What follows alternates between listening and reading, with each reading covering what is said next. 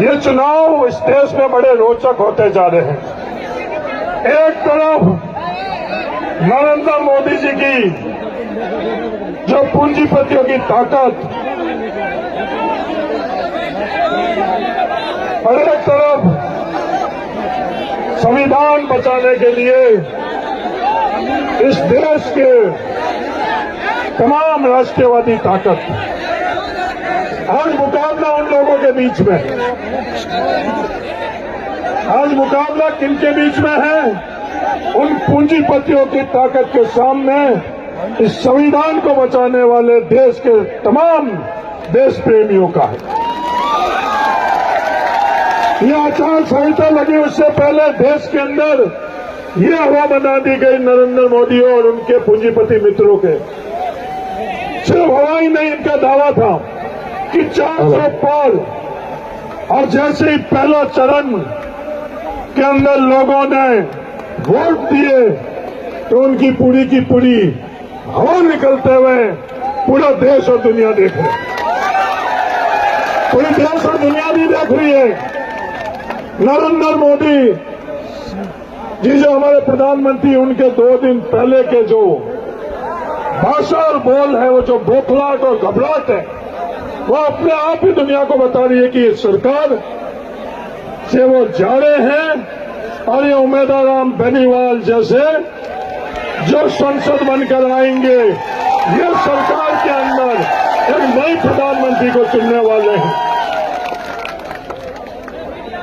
ये संविधान बदलना क्यों चाहते हैं? 400 सीटें क्यों लाना चाहते हैं? सवाल ये है।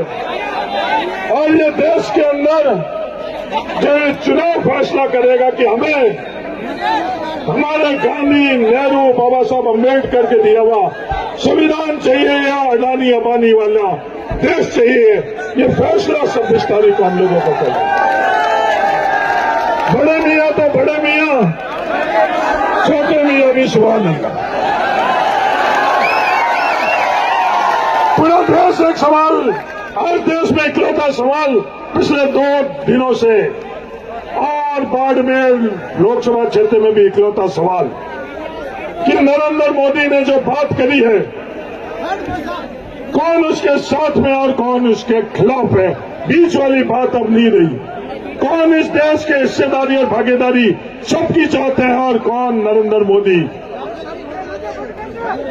की जो बात थी कि आधों को हिस्सेदारी मिलनी चाहिए और कईयों को वंचित रखनी चाहिए, कौन इसके साथ है? रविंदर सिंह भाटी की भी आज 2 दिन से बाड़मेर की जनता उनसे ये सवाल पूछ रही है। रविंदर सिंह जी भाटी, ये नरेंद्र मोदी जी ने जो बोला है वो सही बोला या गलत बोला? हाँ या ना में जवाब दो। रविंदर सिंह भाटी हाँ और ना में जवाब नहीं दे पा रहा।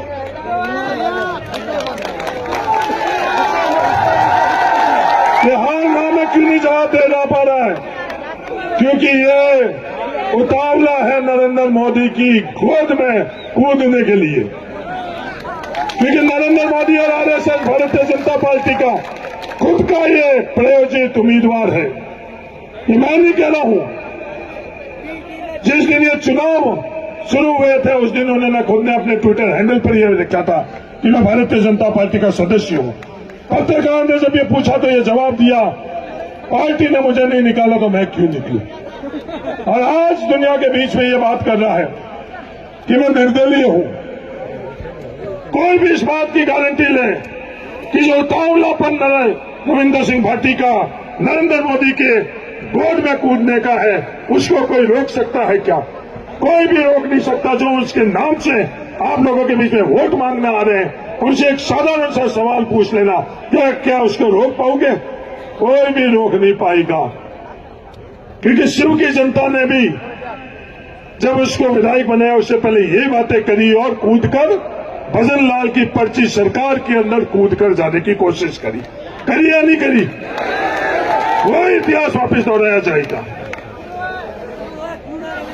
दूसरा एक साधारण सा सवाल, पहला तो ये नरेंद्र मोदी जी का सवाल का उत्तर, क्योंकि अपन लोगों के बीच में आकर बिल्कुल अलग बात करता, गांव के अंदर आकर शहर में वोट लेने के लिए जब जाते हैं, देश में नरेंद्र, क्या नारा था,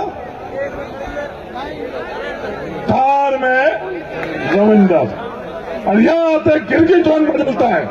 उससे जल्द में हम लोगों के वोट लेने के लिए वो बिल्कुल ही निर्दलीय है, जो न्यूट्रल गियर लगा देते हैं, और वहां तो टॉप गियर लगाकर उनके बन गए जो असली में, और हम लोगों के बीच में आते हैं वो न्यूट्रल गियर लगाकर कहता मैं तो निर्दलीय हूं, मेरी कोई पार्टी नहीं है।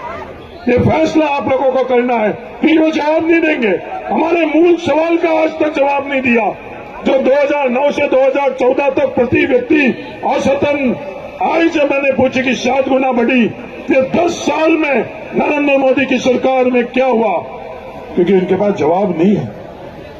वो कम से कम ये तो कर ले, जैसे कैलाश चौधरी ने माफी मांगी कि मेरी गलती की, मोदी को नहीं देना।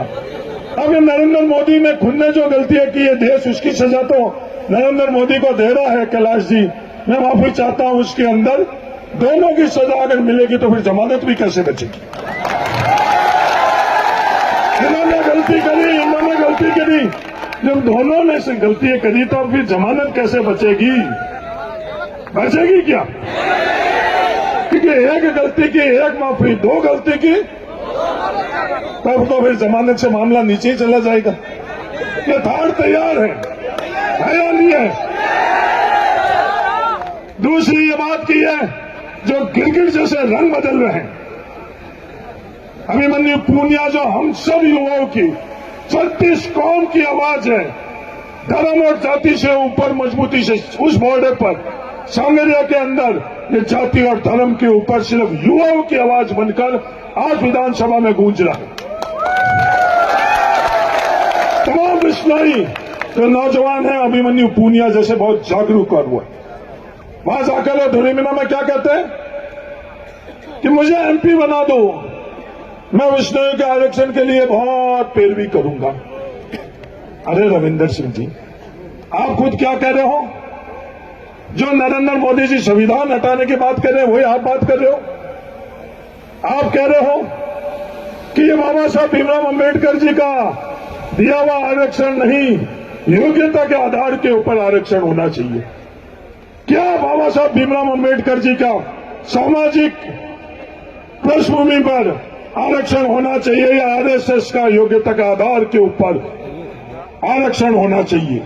ये फैसला 26 तारीख को आप लोगों को करना है। जब ये आरक्षण की खिलाफत करते हैं, फिर जब ओबीसी के अंदर आते हैं, आपने जो मुझे ताकत दी, लोकसभा का सदस्य बनाया तो सिंधी मुसलमानों को ओबीसी के अंदर केंद्र सूची के अंदर लेकर आई थी।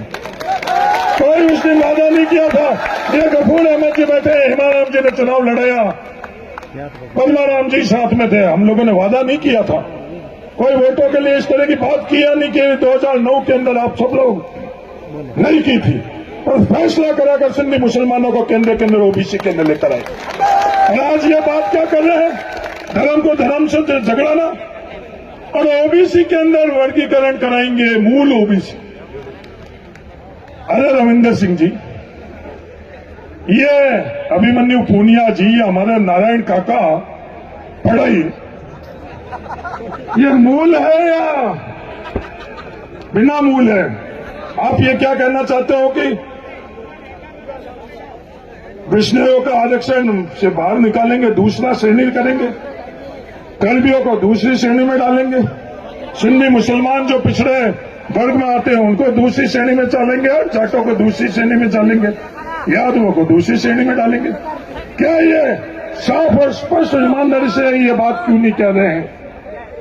ये इसका जवाब भी देंगे, क्योंकि एक बार तो ये बात करते हैं, दूसरी बार गिरगिट बदलते हैं, रंग बदल कर दूसरी, तीसरी जो सबसे खुद के बारे में आई, खुद के समाज के बारे में आई, तो आरक्षण योग्यता के आधार पर वो बात नहीं कर रहे हैं। वो बात क्या कर रहे हैं? ईडब्ल्यूएस का आरक्षण के अंदर नियमों में के अंदर सरलीकरण होना चाहिए। हम वोटों की राजनीति नहीं करते, हम सिद्धांत की राजनीति करते हैं। हरीश चौधरी और ये पद्माराम मेघवाल, हेमाराम जी, हम सब तमाम हम सरकार में थे। ईडब्ल्यूएस आरक्षण क्या? राजपूत, ब्राह्मण, महाजन, राजपुरोहित, इन सबका आरक्षण के लिए हमने खिलाफत नहीं करी, हमने उनको दिलाया क्योंकि हम ईमानदारी से चाहते हैं। हम लोग कहते हैं जातिगत जनगणना होने चाहिए, आबादी के अनुपात में सबकी हिस्सेदारी और भागीदारी होनी चाहिए। इसलिए रबारी और गुजरों के लिए हमने अलग से आरक्षण की व्यवस्था करी कि हमारे इस बढ़ते हुए राजस्थान और देश के अंदर रबारी, गुजर, ये सब भी हमारे साथ बराबर हमारे साथ ज्यादा चाहिए। ये फैसला हम लोगों ने किया और आज भी वोटों की राजनीति के कारण ये दूरियां पैदा कर रहे हैं। आज भी हम लोग ये कह रहे हैं कि सरलीकरण होना चाहिए। ये सरलीकरण क्या है कि जिसके पास जमीन ज्यादा है, क्योंकि सरलीकरण के रोड में जोड़ है वो ईमानदारी से ये लोग नहीं बता रहे। इसमें दो पक्ष क्या है, एक पक्ष है ब्राह्मणों का और दूसरा